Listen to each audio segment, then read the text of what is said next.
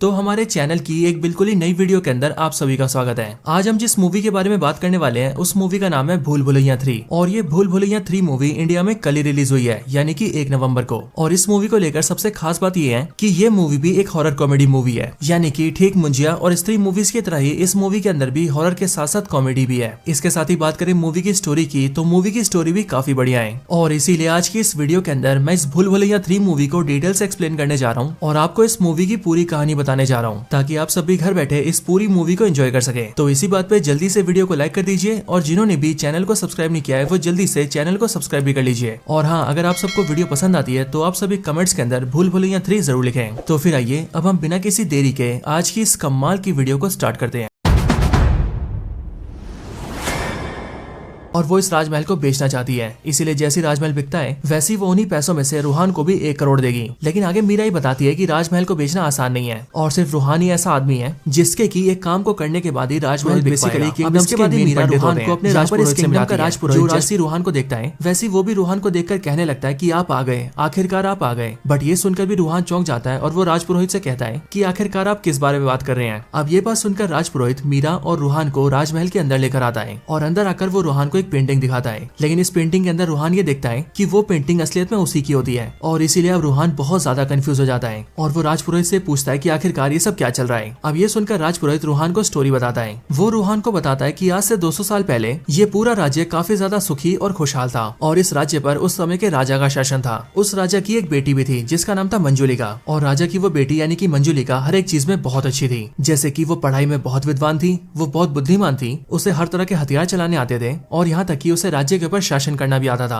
और इसीलिए जब मंजुलिका सिर्फ 10-12 साल की थी तब से उसे ऐसा लगने लगा कि आगे चलकर वही इस राज्य को संभालेगी। लेकिन उसके बाद राजा ने एक दासी से एक पुत्र पैदा किया और जैसे ही राजा का पुत्र पैदा हुआ वैसे ही राजा उनसे बहुत प्यार करने लगे। पर यह देखकर मंजुलिका को बहुत गुस्सा आया और इसीलिए वो अपने छोटे भाई से जलने लगी, क्योंकि राजा यानी कि उसके पिता सारा प्रेम अपने बेटे को करते थे और उसे राज्य का हिस्सेदार भी मानते थे। लेकिन तब भी मंजुलिका को थोड़ी सी संतुष्टि थी, क्योंकि वो ऐसा सोचती थी कि उसका जो भाई है यानी कि राजा का बेटा वो असलियत में दासी का भी बेटा है और शायद इसीलिए उसके पिता उसके भाई को कभी भी राजा नहीं बनाएंगे, जिस वजह से ये राज्य मंजुलिका का होगा। लेकिन जब मंजुलिका और उसका भाई जवान हो गए तब राजा ने अपना उत्तराधिकारी अपने बेटे को बनाया और उन्होंने अपने बेटे को ही नया राजा घोषित कर दिया। अब ये देखकर मंजुलिका के गुस्से का ठिकाना नहीं रहा और इसीलिए मंजुलिका उसी रात को अपने भाई के कमरे में गई और उसने एक चाकू से अपने भाई की हत्या कर दी, जिस वजह से राजा का बेटा मारा गया। लेकिन राजा को जैसे ही पता लगा कि मंजुलिका ने उनके बेटे को मार दिया है तब ये जानकर राजा को भी बहुत गुस्सा आया और इसीलिए राजा ने मंजुलिका को मृत्युदंड दिया एंड इसीलिए राज्य की सेना ने मंजुलिका को पकड़कर उसे राजमहल के अंदर ही जलाकर मार दिया। लेकिन मरने के बाद मंजुलिका काफी पावरफुल आत्मा बन गई एंड इसीलिए आत्मा बनने के बाद मंजुलिका ने अपने पिता को यानी कि राज्य के राजा को मार दिया। लेकिन ये देखकर उस समय के जो राजपुरोहित थे उन सभी ने मंजुलिका की आत्मा को रोकने का विचार किया ताकि वो और किसी को नुकसान न पहुंचा सके एंड फिर इसके लिए एक बहुत ही बड़ा यज्ञ किया गया और उस यज्ञ से एक पावरफुल तेल को तैयार किया गया, एक ऐसा तेल जिससे कि मंजुलिका की आत्मा को कमजोर किया जा सके। और फिर उसी तेल की मदद से मंजुलिका की आत्मा को एक कमरे के अंदर कैद कर दिया गया और सिद्धियों का इस्तेमाल करके उस कमरे को लॉक कर दिया गया ताकि मंजुलिका की आत्मा अपने आप कमरे से कभी बाहर ना सके। और अब मंजुलिका की वही आत्मा इस राजमहल के कमरे के अंदर कैद है, वो भी पूरे 200 सालों से। लेकिन कमरे में कैद होने के बाद भी उसने राजमहल में किसी को सही से रहने नहीं दिया और अब क्योंकि राजमहल में रहने वाले लोगों को जान का खतरा महसूस हुआ इसीलिए नए राजा और उनकी फैमिलीज ने तबेले में रहना शुरू कर दिया और इसीलिए तब से राजमहल खाली पड़ा हुआ है। अब ये पूरी स्टोरी बताने के बाद ही जो राजपुरोहित होता है वो रूहान से कहता है कि असल में उसके जो पूर्वज थे यानी कि उस समय के राजपुरोहित उन्होंने उस समय पर एक भविष्यवाणी की थी और उन्होंने भविष्यवाणी में ये कहा था कि इस राजमहल के अंदर जो आत्मा कैद है उसे मुक्ति दिलाने के लिए इसी राजमहल से कोई फिर से जन्म लेगा और जब वो पुनर्जन्म लेकर आएगा तभी वो आत्मा को मुक्त करके इस पूरे राज्य में शांति लाएगा। और उसका यानी कि राजपुरोहित का ये मानना है कि रूहान उसी समय के राजकुमार का पुनर्जन्म है जो कि अब मंजुलिका की आत्मा को मुक्त करेगा। लेकिन इसी के आगे राजपुरोहित उससे कहता है कि ये काम डायरेक्ट नहीं हो सकता है, क्योंकि ऐसा करने के लिए एक विधि को करना जरूरी है और वो विधि सिर्फ दुर्गाष्टमी पर होती है और दुर्गाष्टमी आने वाले कुछ दिनों बाद है। इसीलिए दुर्गाष्टमी वाले दिन वो लोग यज्ञ करेंगे जिसमें यज्ञ पूरा होने के बाद ही जो रूहान है वो राजमहल के उस द्वार को खोलकर मंजुलिका की आत्मा को मुक्त करेगा। अब ये सब बोलने के बाद ही राजपुरोहित वहाँ से चला जाता है। अब राजपुरोहित जैसे ही वहाँ से जाता है वैसे ही रूहान मीरा से कहता है कि उसे राजपुरोहित की बातें सुनकर बहुत ज्यादा डर लग रहा है और वो यहाँ पर किसी भी आत्मा से लड़ने वाला नहीं है। पर यह सुनकर मीरा रूहान से कहती है कि असल में उसे डरने की कोई जरूरत नहीं है, क्योंकि वो ये जानती है कि आत्मा जैसी कोई चीज नहीं होती है और इसीलिए उसका बस चले तो वो उस कमरे को अभी खोल दे। लेकिन वो ऐसा इसीलिए नहीं कर रही है क्योंकि उसके घर वालों ने उसे कसम दी है कि वो उस दरवाजे को कभी नहीं खोलेगी और इसके लिए मीरा रूहान से कहती है कि अब तक जो भी हुआ है सब मेरे प्लान के हिसाब से हुआ है और इसीलिए अब कुछ ही दिन में जैसी दुर्गाष्टमी जन्माष्टमी आएगी वैसे उसी दिन तुम सिंपली जाकर उस द्वार को खोल देना, जिसके बाद ही सारे गांव के मन से वहम उतर जाएगा कि यहाँ से आत्मा जा चुकी है, और फिर उसके बाद ही मैं इस महल को आराम से बेच दूंगी। और हम यहाँ पर ये देखते हैं कि रूहान भी मीरा की बात मान लेता है। अब मीरा के कहने पर उसकी पूरी फैमिली फिर से राजमहल में शिफ्ट हो जाती है, क्योंकि सबको भरोसा होता है कि जो रूहान है वो उन सबको आत्मा से बचा कर रखेगा। इसके साथ ही अब मीरा की फैमिली को लोन भी मिलने लगता है, एंड इसीलिए वो लोग लोगों से उधार पैसे लेकर आते हैं, और इसीलिए अब उनकी लाइफ भी पहले से काफी अच्छी हो जाती है। अब इन सब के बाद ही हम ये देखते हैं कि पूरा गाँव रूहान से काफी खुश होता है, और पूरा गाँव मिलकर रूहान को राजकुमार मानने लगता है। लेकिन फिर यहीं पर ही मूवी में एंट्री होती है छोटे पंडित, बड़े पंडित और बड़े पंडित की वाइफ की, और इनका किरदार बिल्कुल भूल भुलैया 2 जैसा ही होता है। ये तीनों जब रूहान से मिलते हैं तब वो तीनों रूहान को झूठा बोलने लगते हैं, एंड वो सारे गांव से कहते हैं कि रूहान कोई भी पुनर्जन्म नहीं है बल्कि एक ढोंगी है। लेकिन हम ये देखते हैं कि गांव का कोई भी आदमी उनकी बात नहीं मानता है, और रूहान भी उन तीनों के सामने थोड़ी सी एक्टिंग करता है, एंड वो उन तीनों से कहता है कि मुझे ये याद आ रहा है कि मेरे पिछले जन्म में तुम तीनों मेरे नौकर थे, सो इसीलिए अब इस जन्म में भी तुम तीनों मिलकर मेरे घर में नौकर बन के काम करोगे। जिसके बाद हम ये देखते हैं कि वो तीनों भी राजमहल में आकर काम करने लगते हैं। हालांकि देखा जाए तो ये सारा सीन यहाँ पर कॉमेडी के लिए होता है। हालांकि इन सब के बाद हम ये देखते हैं कि राजमहल के अंदर जो मंजुलिका का कमरा होता है वहाँ पर जोर जोर से हवा चलने लगती है, और इसीलिए उस रात तेज हवा की वजह से वो गेट अपने आप ही खुल जाता है, और हमें ऐसा दिखाया जाता है कि मंजुलिका की आत्मा आजाद हो चुकी है। अब इसके अगले दिन जब सुबह होती है तब हम ये देखते हैं कि रूहान, मीरा और उसकी फैमिली के सारे लोग घर में बैठ के खाना खा रहे होते हैं, एंड फिर उसी टाइम पर राजमहल के अंदर विद्या बालन की एंट्री होती है, और हमें ऐसा दिखाया जाता है कि विद्या बालन ही मंजुलिका है। अब विद्या बालन जब यहाँ पर आती है तब वो उनसे अपना नाम मलिका बताती है, एंड वो पूरी फैमिली को ये बताती है कि वो असल में क्राउन हेरिटेज रजिस्ट्रेशन से आई है, जो कि असल में हेरिटेज बिल्डिंग्स का इंस्पेक्शन करके उनका रजिस्ट्रेशन करती है। और फिर ये सुनकर मीरा सभी से कहती है कि असल में उसी ने क्राउन हेरिटेज में फोन करके किसी को यहाँ पर आने के लिए बोला था, और शायद मलिका यानी कि विद्या बालन इसी काम से यहाँ पर आई है। अब विद्या बालन के आने के बाद से हम ये देखने लगते हैं कि हर रात को महल के अंदर कार्तिक आर्यन को कोई आत्मा दिखने लगती है, एक ऐसी काली परछाई जो कि उसे परेशान करती है, एंड साथ ही साथ उसे कई सारी आवाजें भी सुनाई देती है, और इसीलिए सबसे डरकर अगले दिन कार्तिक आर्यन वहाँ से जाने लगता है। लेकिन कार्तिक आर्यन जैसी महल के द्वार पर आता है वैसी वो देखता है कि उसका दोस्त टिल्लू भी वहाँ पर आ चुका है, और यहाँ पर टिल्लू उससे कहता है कि असल में उन्होंने कुछ टाइम पहले जिस क्लाइंट को चूना लगाया था वो क्लाइंट एक एसीपी का भाई है, और इसीलिए वो एसीपी उन सबको पकड़ने के लिए ढूंढ रहा है, एंड इसीलिए वो भी छुपते छुपाते वहाँ पर आ चुका है। अब टिल्लू की बात सुनते ही रूहान ये समझ जाता है कि अब वो इस महल से बाहर भी नहीं भाग सकता है, क्योंकि अगर वो बाहर जाएगा तो उसे वो एसीपी जिसका नाम एसीपी राठौर है वो पकड़ के जेल में डाल देगा, एंड इसीलिए अब उसको और टिल्लू को राजमहल के अंदर ही रहना पड़ेगा। लेकिन अब इस वाले दिन भी जैसी रात होती है वैसी रूहान मीरा से मिलता है, बट यहाँ पर भी वो नोटिस करता है कि महल के अंदर काफी अजीब अजीब चीजें हो रही है, जैसे कि इस रात को भी उन दोनों को कोई काला साया दिखता है, और उन्हें कई सारी अजीब आवाजें आती हैं। और सिर्फ ये नहीं बल्कि जब वो मंजुलिका के कमरे के पास पहुंचते हैं तब वो ये देखते हैं कि कमरा खुला हुआ है और उस कमरे के अंदर कोई काला साया खड़ा है, एंड इसीलिए उसे देखकर उन दोनों को काफी डर लगता है। लेकिन फिर इसी टाइम पर हम ये देखते हैं कि विद्या बालन उन दोनों के पास आती है, और वो उन दोनों को लेकर सीधा मंजुलिका के कमरे में एंटर होती है, और जो काला साया कमरे में उनके सामने खड़ा होता है विद्या बालन उसे चाटा मार के उसका मास्क हटा देती है, जिसके बाद हमें पता लगता है कि वो और कोई नहीं बल्कि बड़े पंडित की वाइफ है। एंड फिर इसके बाद ही बड़ा पंडित और छोटा पंडित भी वहाँ पर आते हैं, और फिर इस तरह से रूहान और मीरा को ये पता लगता है कि असल में ये जो मंजुलिका का कमरा है ये पहले से खुला हुआ है, और यही तीनों मिलकर कुछ टाइम से सबको डरा रहे हैं। रूहान उनसे पूछता है कि आखिरकार ये सब क्या चल रहा है और वो लोग ऐसा क्यों कर रहे हैं, जिस पर वो तीनों रूहान को और मीरा को ये बताते हैं कि असल में आज से 2 साल पहले जब वो लोग इस महल के अंदर आए थे तब उन्होंने देखा था कि मंजुलिका का कमरा हवा से खुल चुका है, लेकिन कमरा खुलने के बाद भी कुछ भी नहीं हुआ था, और इसीलिए उन्हें समझ में आ गया कि इस कमरे के अंदर कोई आत्मा कैद नहीं थी, यानी कि सबको झूठी कहानी सुनाकर डराया गया है। लेकिन ये बात जानने के बाद ही उन्होंने किसी को भी सच्चाई नहीं बताई, बल्कि उन्होंने सोचा कि उन्हें इस बात का फायदा उठाना चाहिए और सबको डरा कर रखना चाहिए ताकि वो लोग इस महल में आजादी से रह सके और कोई भी महल के अंदर ना आए। लेकिन अभी से कुछ दिन पहले रूहान यहाँ पर आ गया, जिस वजह से सबके मन के अंदर से मंजुलिका के कमरे का डर निकल गया, और इसीलिए कुछ दिनों से वही लोग रूहान को डरा रहे थे ताकि रूहान मंजुलिका को सच मान ले और यहाँ से भाग जाए, जिसके बाद ही सारे गाँव के मन में फिर से मंजुलिका का डर आ जाए ताकि महल में कोई ना आए और वो तीनों महल में ऐश करते रहे। लेकिन अब असल में उन तीनों का भांडा फूट चुका है, पर इसके साथ ही रूहान और मीरा को भी ये पता लग जाता है कि इस कमरे के अंदर कोई आत्मा नहीं थी, इस कमरे को सिर्फ डराने के लिए रखा गया था। अब इसके लिए रूहान और मीरा अगले दिन सारे गाँव को इकट्ठा करते हैं, और रूहान सबके सामने झूठ मूठ का उस कमरे को खोल देता है और सबको ये बिलीव करवाता है कि उसने मंजुलिका की आत्मा को भगा दिया है, जिसके बाद से हम ये देखते हैं कि सारा गाँव काफी खुश हो जाता है। लेकिन फिर इसके बाद ही गाँव का राजपुरोहित वहाँ पर आता है, और वो रूहान से कहते हैं कि आखिरकार उसने कमरा क्यों खोल दिया, बट ये सुनकर रूहान और मीरा उसे बताते हैं कि असल में वो कमरा तो आज से 2 साल पहले ही खुल गया था, और उन्हें भी अब ये पता चल चुका है कि उस कमरे के अंदर कोई आत्मा नहीं थी। अब ये बात सुनकर राजपुरोहित को भी कुछ भी समझ नहीं आता है। लेकिन फिर इसी टाइम पर हम ये देखते हैं कि राजमहल के अंदर कुछ कंस्ट्रक्शन का काम चल रहा होता है, और इसीलिए 2 मजदूर मिलकर जैसे एक दीवार पर हथौड़ा मारते हैं वैसी वो पूरी दीवार गिर जाती है, और हमें दिखता है कि उस दीवार के पीछे एक सुरंग बनी हुई है। अब घर वालों को जैसी सुरंग का पता लगता है वैसे रूहान, मीरा, राजपुरोहित और घर के कुछ मेन लोग उस सुरंग के अंदर जाते हैं, और जब वो सुरंग में होते हुए नीचे आ जाते हैं तब वो लोग ये देखते हैं कि वहाँ पर भी एक कमरा बना हुआ है, और इस वाले कमरे के गेट को भी बिल्कुल वैसे ही लॉक किया जाता है जैसे मंजुलिका के कमरे को किया गया था, यानी कि इस दरवाजे पर भी काफी सारी सिद्धियां होती है। अब ये गेट देखकर राजपुरोहित को भी कुछ भी समझ नहीं आता है, और इसीलिए वो रूहान और मीरा से कहता है कि उसके पास उसके पूर्वजों की कई सारी किताबें हैं, एंड इसीलिए वो अपने घर जाकर उन किताबों को पढ़ेगा और फिर वो ये पता करेगा कि आखिरकार आखिरकार ये कमरा क्यों है और इसके अंदर क्या है। अब ये बोलकर राजपुरोहित उस कमरे के बारे में जानने के लिए निकल जाता है, लेकिन उसके पीछे से हम ये देखते हैं कि रूहान और मीरा मिलकर उस दरवाजे को खोल देते हैं। लेकिन ये दरवाजा जैसे ही खुलता है वैसे ही सब तरफ बहुत तेज आंधी आ जाती है और ऐसा फील होता है कि कुछ तो बहुत बुरा हो गया है। इधर दूसरी साइड हम ये देखते हैं कि राजपुरोहित भी किताब में पढ़ के उस त्योहार के बारे में सब कुछ जान जाता है, लेकिन इसी टाइम पर उसे भी ये फील होता है कि शायद से कुछ तो बहुत गलत हुआ है एंड इसीलिए वो जल्दी से राजमहल जाता है और वो ये देखता है कि रूहान ने उस दरवाजे को भी खोल दिया है। लेकिन राजपुरोहित ये देखकर काफी गुस्सा होता है एंड वो रूहान से कहता है कि उन्हें ऐसा नहीं करना चाहिए था, क्योंकि उन्होंने अभी अपने पूर्वजों की किताब में पढ़ा है कि असल में राजा की एक बेटी नहीं बल्कि 2 बेटियां थी, यानी कि मंजुलिका की एक बड़ी बहन भी थी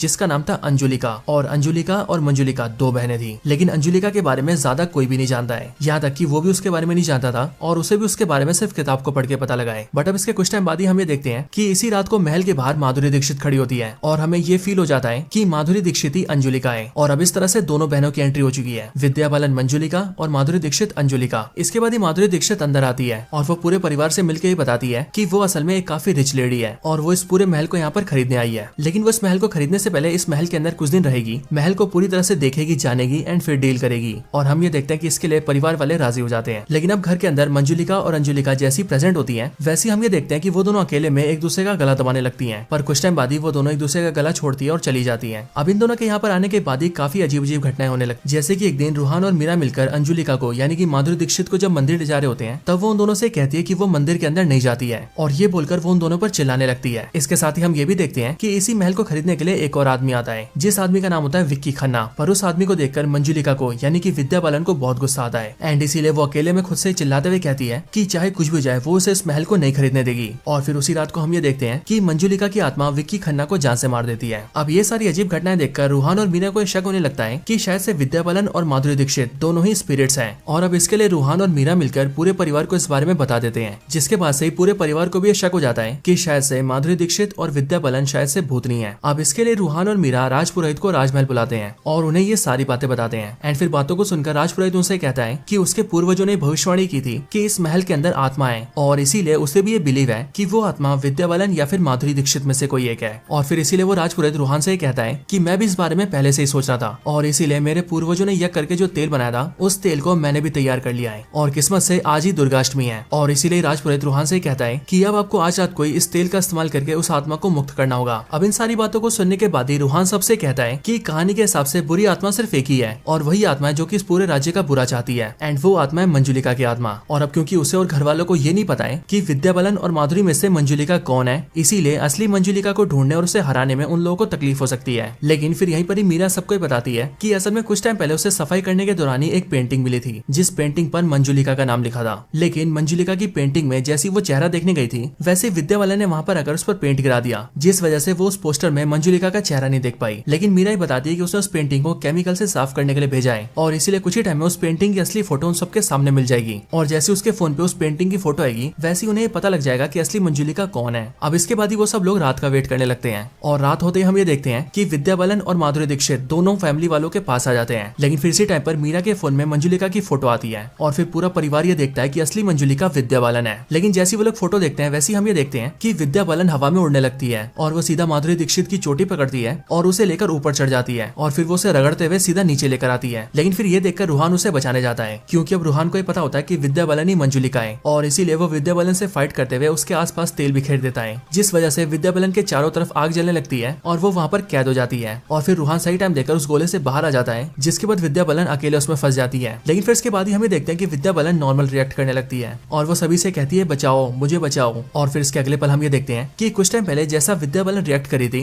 वैसा माधुरी दीक्षित रिएक्ट करती है और अब वो हवा में उड़ने लगती है एंड वो सबसे कहती है कि आज वो सबको खत्म कर देगी। और इसी टाइम पर हम ये देखते हैं कि विद्या बालन भी अपने आग के गोले से बाहर आ जाती है। अब ये सब देखकर रूहान को काफी कंफ्यूजन होता है, लेकिन वो तब भी माधुरी को रोकने जाता है और वो इस बार उसके चारों तरफ गोला बनाने लगता है। लेकिन इस बार विद्या बालन उसे रोक देती है और वो रूहान से कहती है कि उसे ऐसा नहीं करना चाहिए। अब रूहान को रोककर विद्या बालन माधुरी के पास आती है एंड वो माधुरी से बोलती है कि अब कोई समझे या फिर ना समझे लेकिन मैं तुम्हारी असलियत जान चुकी हूँ और इसीलिए अब तुम जो भी हो वो बाहर निकलो और सबके सामने आओ। अब उसके ऐसा बोलने के बाद ही हमें देखते हैं कि माधुरी की बॉडी से एक स्पिरिट बाहर आती है और हमें पता लगता है कि यही मंजुलिका की स्पिरिट है। एंड फिर यहाँ से हमें ये सारी चीजें क्लियर होती है कि असलियत में ना तो विद्या बालन स्पिरिट थी ना ही माधुरी दीक्षित, बल्कि स्पिरिट तो कोई और ही थी जो कि टाइम टाइम पर विद्या बालन और माधुरी की बॉडी को पोजेस कर रहे थे और उनसे गलत काम करवा रहे थे, बिल्कुल वैसे ही जैसे उन्होंने अभी इन दोनों से करवाया था। और इसीलिए सबको ऐसा फील हो रहा था कि स्पिरिट विद्या बालन या फिर माधुरी में से कोई एक है। लेकिन अब ये क्लियर क्लियर होता है कि स्पिरिट कोई और ही है। बट यहाँ पर पूरी फैमिली ये देखती है कि जो असली मंजुलिका की स्पिरिट है उसके चेहरे पर एक मास्क होता है, वो भी काले रंग का। और इसीलिए सभी उससे कहते हैं कि तुम अपने चेहरे का मास्क हटाओ और हमें दिखाओ कि तुम आखिरकार कैसे दिखते हो। अब इसके बाद ही मंजुलिका की स्पिरिट जैसी अपना मास्क हटाती है वैसे उसका चेहरा देखकर सारे लोग शॉक हो जाते हैं, क्योंकि असलियत में वो स्पिरिट ना तो मंजुलिका की होती है ना ही अंजुलिका की, बल्कि एक्चुअल में वो स्पिरिट होती है राजकुमार की, यानी कि कार्तिक आर्यन की। अब राजकुमार का चेहरा देखकर सभी लोग दंग रह जाते हैं, लेकिन फिर यहीं पर ही राजकुमार सबको अपनी स्टोरी बताता है। राजकुमार सभी से कहता है कि आज से 200 साल पहले उसके पिता इस पूरे राज्य के राजा थे और उसके साथ उसके परिवार में उसकी 2 बड़ी बहनें भी थी, जो कि थी अंजुलिका और मंजुलिका। लेकिन राजा अंजुलिका और मंजुलिका को छोड़कर अपने बेटे को राजा बनाते हैं और इसीलिए अंजुलिका और मंजुलिका को बहुत गुस्सा आता है एंड वो दोनों मिलकर राजकुमार को मारने का डिसाइड करते हैं। और इसीलिए उसी रात वो दोनों राजकुमार के कमरे में जाते हैं ताकि वो राजकुमार को चाकू से मार दें। लेकिन जब वो दोनों राजकुमार के कमरे में पहुंचते हैं तब वो दोनों बाहर से देखते हैं कि राजकुमार एक लड़की की तरह सज संवर रहा है। वो अपने लंबे बालों को कंघी कर रहा है, आंखों में काजल लगा रहा है, लिपस्टिक लगा रहा है और हाथों में चूड़ियां और पैरों में पायल पहन रहा है। ये देखकर मंजुलिका और अंजुलिका को हंसी आने लगती है और इसीलिए वो दोनों जाकर उससे मिलते हैं। उन्हें वहाँ देखकर राजकुमार डर जाता है और वो अपनी उन दोनों बहनों से कहता है कि वो इस बारे में पिताजी को ना बताएं। जो सुनकर अंजुलिका और मंजुलिका अपने भाई से कहती है कि वो इस बारे में किसी को नहीं बताएंगी। इसके बाद राजकुमार उन दोनों से कहता है कि वो बाहर से तो एक लड़का है लेकिन वो अंदर से एक लड़की है और इसीलिए वो ये सब करता है। इसके साथ ही वो ये भी कहता है कि उसे राजा भी नहीं बनना है, बल्कि वो तो ये चाहता है कि वो बस इन सब में खुश रहे और राजपाट का सारा काम उसकी बहनें ही संभाले। इसके साथ ही राजकुमार उन दोनों को ये भी बताता है कि उसे इन घुंघरुओं को पहनकर नाचने का भी बहुत शौक है और नाचकर उसे बहुत अच्छा लगता है। अब इसके बाद ही अंजुलिका और मंजुलिका प्लान बनाती हैं और वो दोनों अपने भाई से कहती हैं कि अगर उसे नाचना है तो वो नाच सकता है, वो इस बारे में पिताजी को कुछ नहीं बताएंगी। और फिर इसके बाद ही हम ये देखते हैं कि वो दोनों मिलकर राजकुमार को नचाने लगते हैं। लेकिन फिर इसी मौके का फायदा उठाकर मंजुलिका सीधा अपने पिता के पास जाती है, जो कि इस टाइम पर सभा में बैठे होते हैं, और वहाँ पर चिल्ला चिल्लाकर अपने पिता को बताती है कि अपने जिस बेटे को उन्होंने राजा बनाया है वो असलियत में एक गुड़ है और अगर उन्हें यकीन नहीं होता है तो वो खुद ही देख सकते हैं। इसके बाद ही राजा और सारे मंत्री लोग राजकुमार के पास आते हैं, जहाँ पर राजा अपनी आंखों से देखता है कि राजकुमार लड़कियों वाले काम कर रहा है और इसीलिए ये देखकर राजा को बहुत क्रोध आता है एंड इसीलिए राजा अपनी सेना से कहता है कि उसके बेटे को मृत्यु दंड दिया जाए और उसे जलाकर मार दिया जाए। जिसके बाद ही हमें देखते हैं कि राजकुमार को जिंदा जलाकर मार दिया जाता है और फिर यहाँ से हमें पता लगता है कि सालों पहले जलाकर मंजुलिका को नहीं मारा गया था, बल्कि जलाकर राजकुमार को मारा गया था। लेकिन राजकुमार को मृत्यु दंड देने के साथ ही राजा अपनी दोनों बेटियों से बोलता है कि अगर तुम चाहती तो मुझे ये बात अकेले में भी बता सकती थी, लेकिन तब भी तुम दोनों ने शासन के लालच में ये सारी बातें सभा के बीच में बताई और इस राज्य के राजकुमार की असलियत सबके सामने रख दी, जिस वजह से मेरी सारी इज्जत डूब गई है। और फिर इसीलिए राजा अपनी दोनों बेटियों को सजा देते हुए कहता है कि आज से मंजुलिका को अपने भाई का हत्यारा माना जाएगा। और सिर्फ ये नहीं बल्कि जो अंजुलिका है उसे राजा अपने राज्य से निकाल देता है एंड सभी से कहता है कि अब जो इतिहास लिखा जाएगा उसके अंदर अंजुलिका का नाम ही नहीं होगा, बल्कि वो चाहता है कि अंजुलिका को इतिहास से भुला दिया जाए। हालांकि ये सब होने के बाद हम ये देखते हैं कि जो राजकुमार होता है वो मरने के बाद आत्मा बन जाता है और इसलिए बदला लेने के लिए वो सबसे पहले राजा को मार देता है। जिसके बाद जो राजपुरोहित यज्ञ करते हैं वो असलियत में राजकुमार की आत्मा को कैद करने के लिए करते हैं और इसीलिए जब उनका यज्ञ पूरा होता है तब वो उसी नीचे तहखाने वाले कमरे के अंदर राजकुमार की आत्मा को कैद कर देते हैं और उसे सील कर देते हैं और उस तहखाने के बाहर एक दीवार बना देते हैं ताकि उस तहखाने के बारे में किसी को पता ही न लगे। और फिर वो लोग पूरे इतिहास में ये बात फैलाते हैं कि जब राजा ने राजकुमार को नया राजा बनाया तो मंजुलिका ने गुस्से में आकर राजकुमार की हत्या कर दी, जिस वजह से राजा ने उसे मृत्युदंड दिया और फिर मरकर वही आत्मा बन गई। और फिर इसी झूठी कहानी को सच रखने के लिए उस समय के जो राजपुरोहित होते हैं वो राजमहल के अंदर एक और कमरा ढूंढते हैं और उसे झूठ मूठ कर सील कर देते हैं और ये बात फैला देते हैं कि इसके अंदर मंजुलिका की आत्मा कैद है, जबकि उस कमरे के अंदर कुछ भी नहीं होता है। अब इसके बाद ही राजकुमार की कहानी खत्म होती है और फिर इस तरह से हमें इतिहास की सारी सच्चाई पता लगती है। लेकिन फिर इसके बाद ही राजकुमार की आत्मा सबसे कहती है कि अब वो यहाँ मौजूद सारे लोगों को मार देगा और साथ ही साथ वो अपनी इन दोनों बहनों को भी मारेगा जिन्होंने की फिर से पुनर्जन्म लिया है। लेकिन जब राजकुमार की आत्मा सबको मारने के लिए भागती है तब वो जाने अनजाने उस जगह पर खड़ी हो जाती है जिस जगह पर वो तिलस्मी तेल फैला होता है और इसीलिए राजकुमार की आत्मा उस जगह पर फंस जाती है और हिल भी नहीं पाती है। ये देखकर जो राजपुरोहित होता है वो अंजुलिका और मंजुलिका से कहता है कि असलियत में उसके पुरखों की भविष्यवाणी सच हो चुकी है, क्योंकि उसके पुरखों ने ये भविष्यवाणी की थी कि इस राजमहल के अंदर जो आत्मा कैद है उसे मुक्त करने के लिए राजघराने का ही कोई फिर से पुनर्जन्म लेगा। और इसलिए वो राजपुरोहित यह समझ चुका है कि पुनर्जन्म कार्तिक आर्यन का नहीं बल्कि मंजुलिका और अंजुलिका का हुआ है, ताकि वो अपने इस भाई की आत्मा को खत्म कर सके। और फिर ये बोलकर ही राजपुरोहित उन दोनों के हाथ में मशाल देता है और वो उन दोनों से कहता है कि वो इस मशाल से राजकुमार की आत्मा को जला दे ताकि वो आत्मा खत्म हो जाए। लेकिन हम ये देखते हैं कि जब अंजुलिका और मंजुलिका उस मशाल को लेकर राजकुमार की तरफ बढ़ती है तब उसके पास पहुंचकर वो दोनों रुक जाती हैं और फिर वो दोनों अपने हाथ के मशालों को फेंक देती हैं एंड फिर वो अपने भाई से कहती हैं कि हमने पिछले जन्म में भी तुम्हारे साथ गलत किया था और शायद इस जन्म में भी हम तुम्हारे साथ गलती करने जा रहे थे, लेकिन अब हम दोनों को हमारी गलती एहसास हो चुकी है और हमारी गलती ये है कि हमने ना तो कभी तुम्हें समझा और ना ही तुम्हारे साथ कभी कुछ सही किया, और बल्कि तुमने जो भी किया वो भी बिल्कुल सही किया,